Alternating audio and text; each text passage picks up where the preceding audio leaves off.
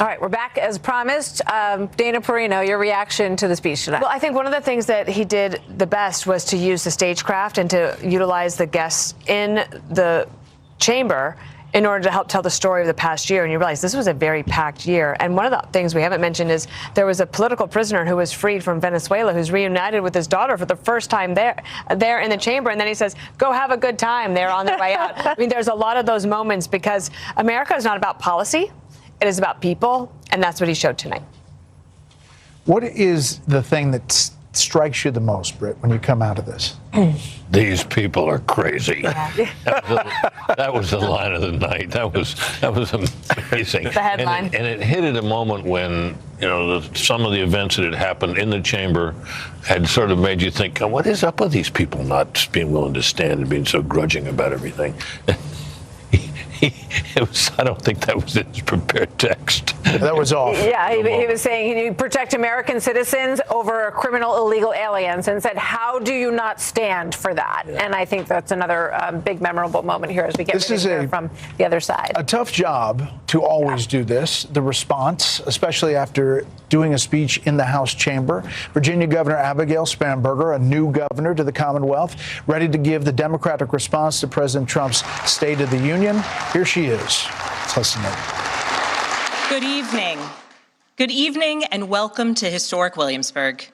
We are gathered here in the chambers of the House of Burgesses.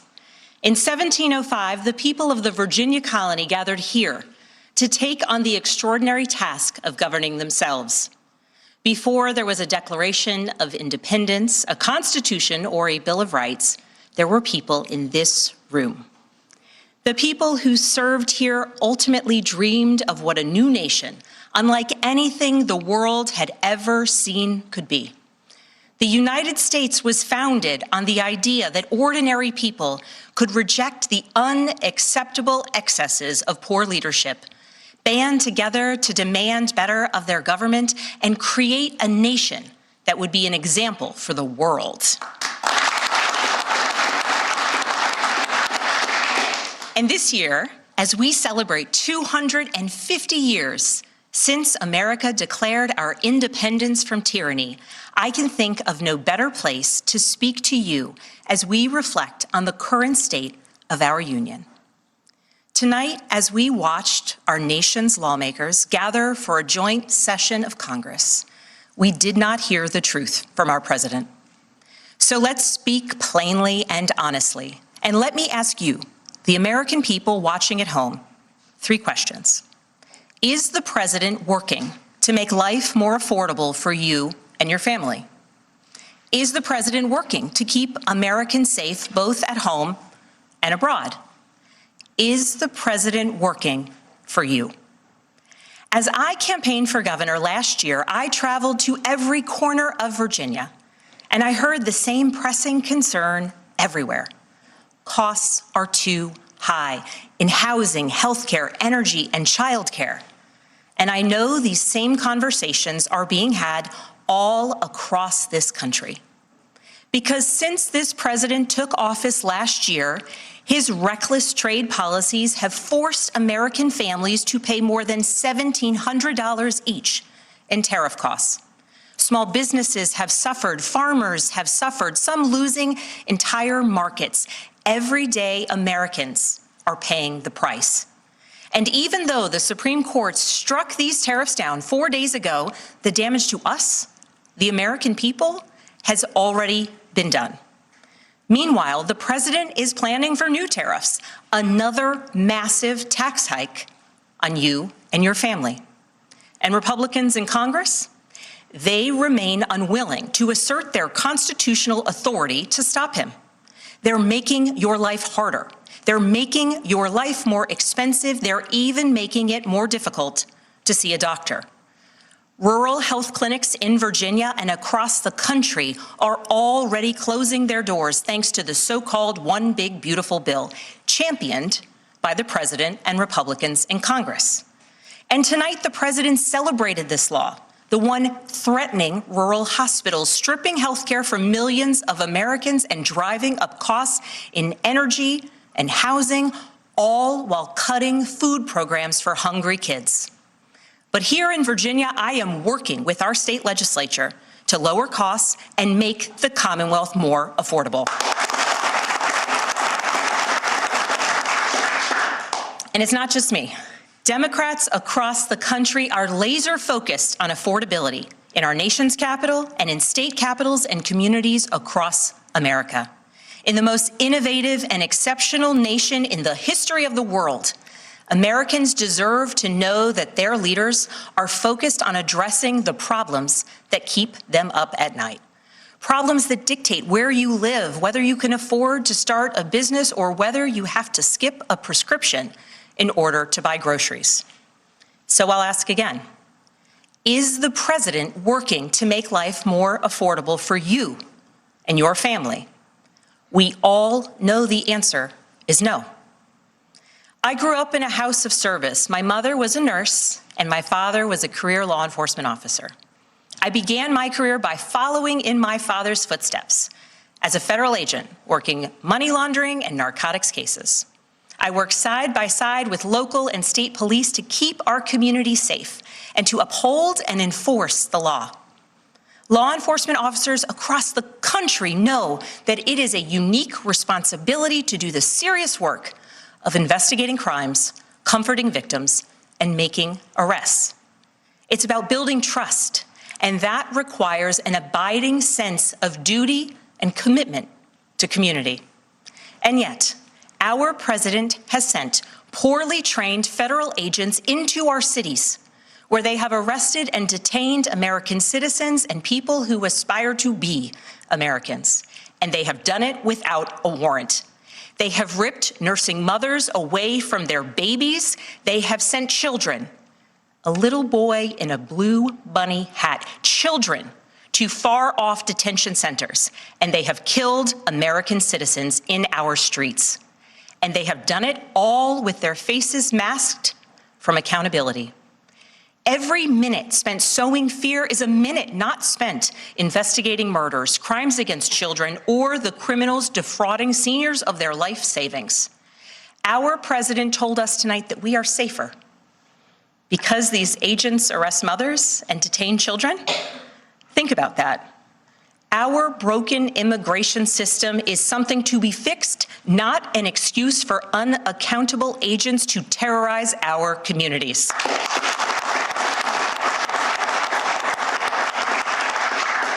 After working in law enforcement, I continued my career of service as a CIA officer, working undercover to protect the United States and our allies from global threats, terrorism, nuclear weapons, and the aggression of adversarial nations around the globe.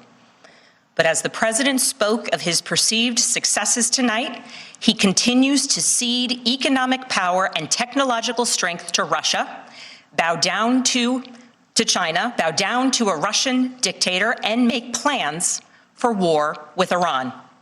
Here's the truth. Over the last year, through DOJ, mass firings, and the appointment of deeply unserious people to our nation's most serious positions, our president has endangered the long and storied history of the United States of America being a force for good. So I'll ask again, is the president working to keep Americans safe, both at home and abroad? We all know the answer is no. In his speech tonight, the president did what he always does. He lied, he scapegoated, and he distracted. And he offered no real solutions to our nation's pressing challenges, so many of which he is actively making worse. He tries to divide us. He tries to enrage us, to pit us against one another, neighbor against neighbor. And sometimes he succeeds. And so you have to ask, who benefits from his rhetoric, his policies, his actions, the short list of laws he's pushed through this Republican Congress? Somebody must be benefiting. He's enriching himself, his family, his friends. The scale of the corruption is unprecedented. There's the cover-up of the Epstein files, the crypto scams, cozying up to foreign princes for airplanes and billionaires for ballrooms, putting his name and face on buildings all over our nation's capital. This is not what our founders envisioned, not by a long shot.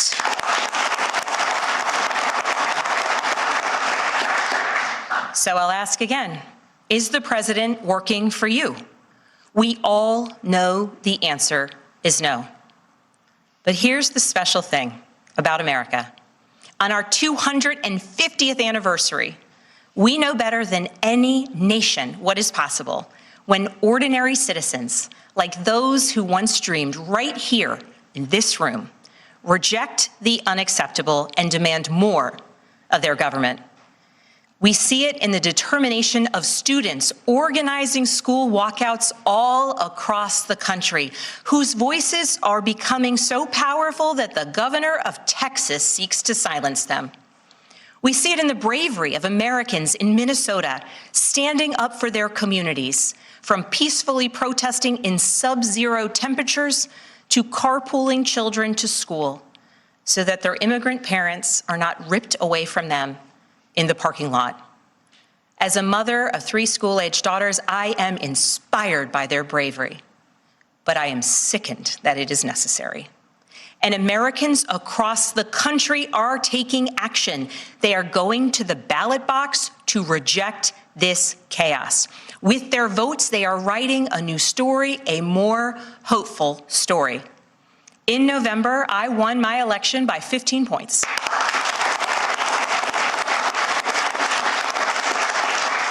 And we won 13 new seats in our state legislature. Because voters decided they wanted something different. Our campaign earned votes from Democrats, Republicans, independents, and everyone in between. Because they knew as citizens they could demand more, that they could vote for what they believe matters, and that they didn't need to be constrained by a party or political affiliation. This is happening across the country. New Jersey elected Mikey Sherrill as governor in a double-digit victory. Democrats flipped state legislative seats in places like Georgia, Iowa, Mississippi, and Texas. The list goes on and on. Ordinary Americans are stepping up to run in the spirit of our forefathers. They are running to demand more and to do more for their neighbors and communities. I know this story well. I first ran for office in 2018 alongside dozens of other Democrats who did the seemingly impossible, flipping 41 seats in Congress. In my case, I was the first Democrat elected in 50 years, swinging our district 17 points. Those who are stepping up now to run will win in November, because Americans, you at home, know you can demand more, and that we are working to lower costs. We are working to keep our communities and our country safe, and we are working for you.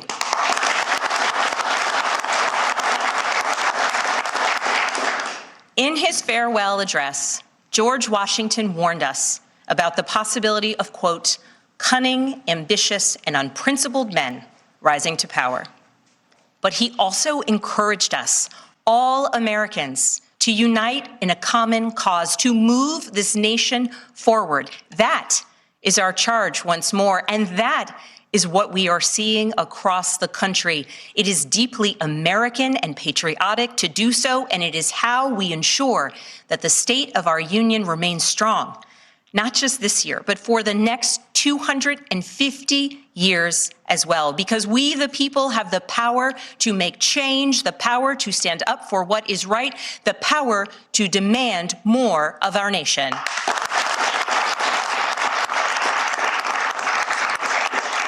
May God bless the Commonwealth of Virginia, and may God bless the United States of America. Virginia Governor Abigail Spanberger delivering the Democratic response.